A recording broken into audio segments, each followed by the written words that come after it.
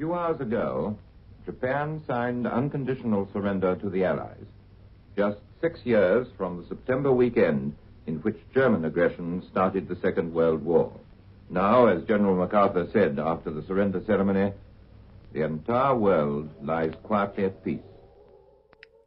In 1959, 57% of Americans said that they usually got their news about what's going on in the world today from newspapers, compared with 51% who named television and the 34% who named radio.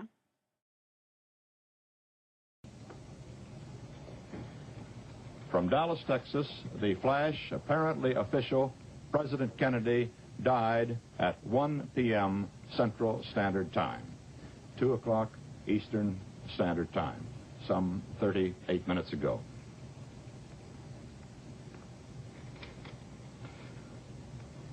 Vice President Lyndon Johnson has left the hospital in Dallas, but we do not know to where he has proceeded.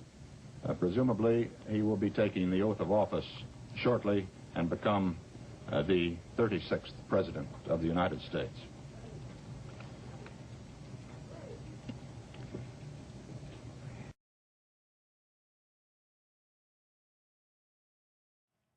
In the early part of the 21st century, social media has come to make a large impact on how news is delivered and received. Breaking news is no longer heard about mainly from a network report, but instead from a Twitter update or a Facebook post.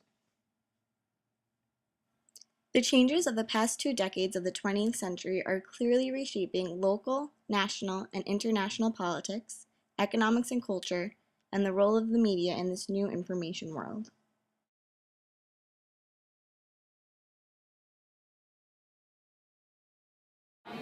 Where do I get most of my news from? Twitter? Facebook. And MSNBC? Various sites, CNN, BBC News, for regular old stuff, entertainment-wise, like Gawker, Huffington Post. I read the Wall Street Journal every morning. I get it straight to my door. And I follow the New York Times online, and I sometimes read Al Jazeera as well. Probably Twitter. Google. Online. Specifically on our sources, New York Times. It's like the things I've liked on Facebook, like Al Jazeera English, also I have that liked, so it just pops up in my newsfeed. My news is probably online. Or CNN. Specific site? Any specific site? New York Times. I get it from the New York Times. I'm subscribed for the emails. Just watching Colbert and Daily Show. I usually go on like Bing and just like go from there, I guess, or I'll Google something that I see like on TV. The New York Times online. There are both pros and cons that come with the increase of using social media as a news source.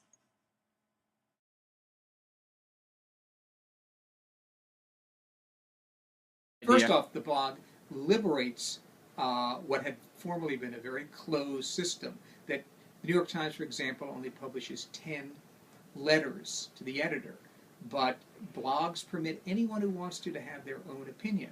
And many blogs now have become pretty interesting alternatives to traditional journalism, where you have people that may not have gotten a job at the New York Times, but are willing to spend hours investigating their particular topic and doing fabulous work. You can't be pessimistic because Twitter is transforming itself as we speak. I mean, more and more, again, traditional media have embraced Twitter, recognizing its speed and ability to reach people immediately. So it does seem the blog is losing out in popularity to faster and quicker forms like Twitter. That's why. The blog, you got to spend hours. You can spend hours, days, months doing a carefully constructed entry as opposed to just dashing off 140 characters. This is what I think. He sucks.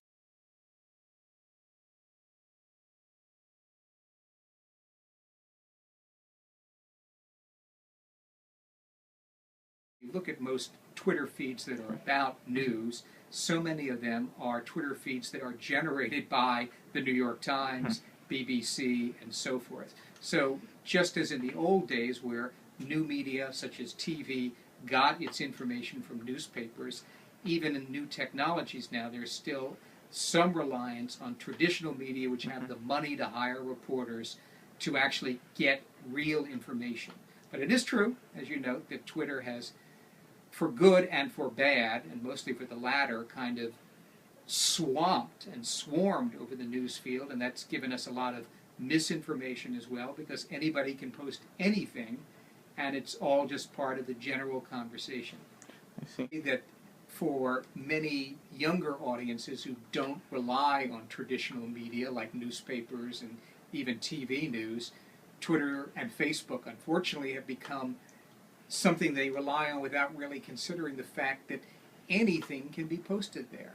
That there's no one with, don't want to use the word objective because it's a difficult concept, but so much misinformation can circulate without any kind of filter.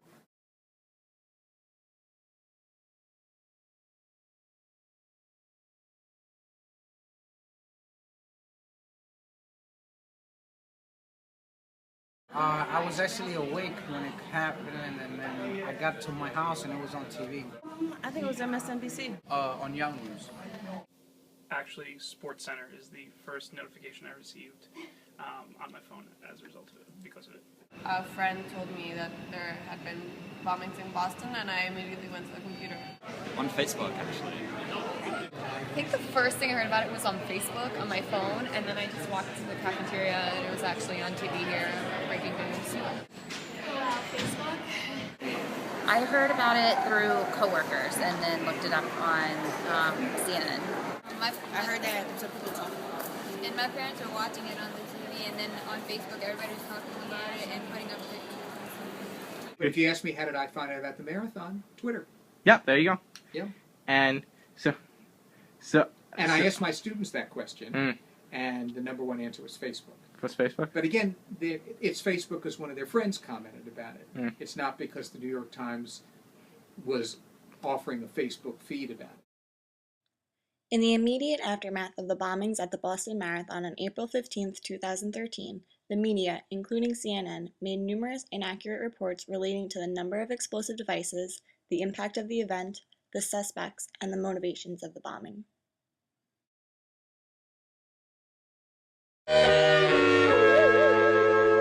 And we've just learned of yet a third bombing, this one at Boston's JFK Library. That's some distance away. There's a bombing that took place almost within an hour at the JFK Library over at Columbia Point.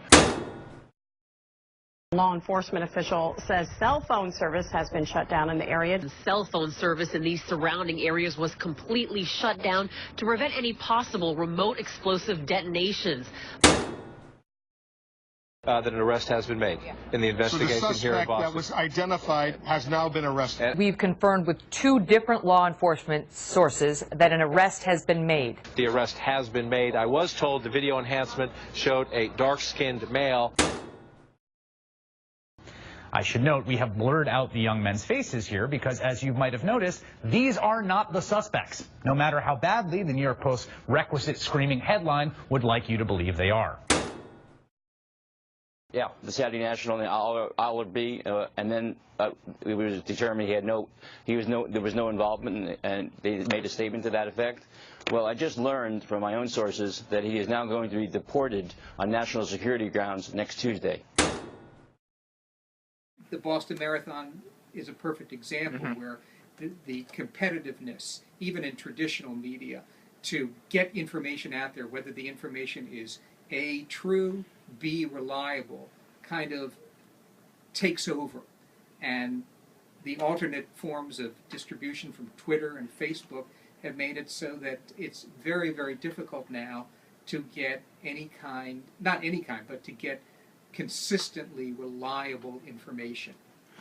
But certainly there's also greater competitive pressure among traditional media, fostered in part by 24-hour-a-day cable news networks, where there's so much time to fill that anything can get circulated. How do you see the future of news playing out? Do you see... Not good. Yeah.